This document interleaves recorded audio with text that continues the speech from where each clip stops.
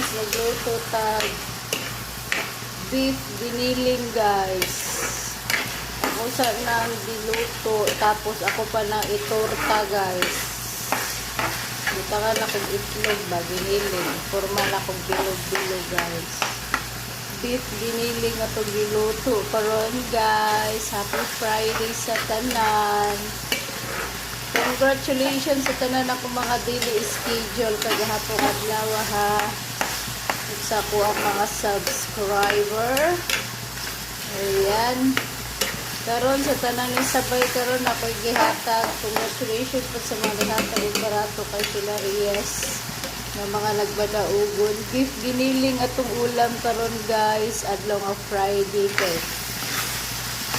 Ako pa ninyo ano guys, lutuon pa din usab guys.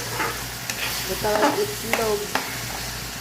Itorta na po guys ba. Tortang giniling tawagan na kay. Dili raman talong ang pwede itorta guys. Pati ang giniling pwede itorta. No, di ginabuhat na sa Manila guys. So, gusto lang lutuon. Lamasan.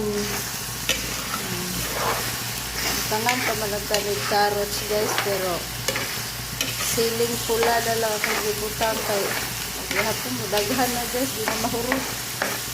Ayan diba ano na itong beef giniling nga ulam karon. Ang pa-sure ni Sigarias kagahapon pusa dyan ang 41 na sa 4.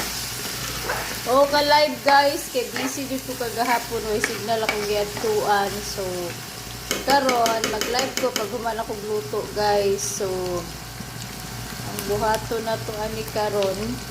Pag magluto mo kaon, mag-live. Ang pa-sure ni Hilarias, pa-sure ko 2 laban sa 1 og 0.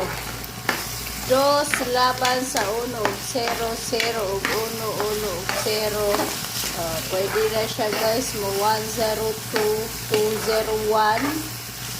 May bahala guys. Ay kumpiyansahin karon basta po triple mo double karon guys.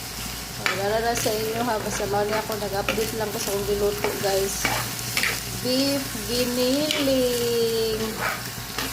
Giling-giling atong sudan. Diluto na po na guys, gilamasan, sibuyas, atsal, ahos.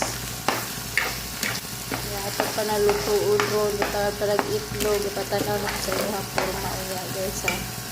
Tortang giniling guys. Dahon akong yan guys para humot. Dahon, ay!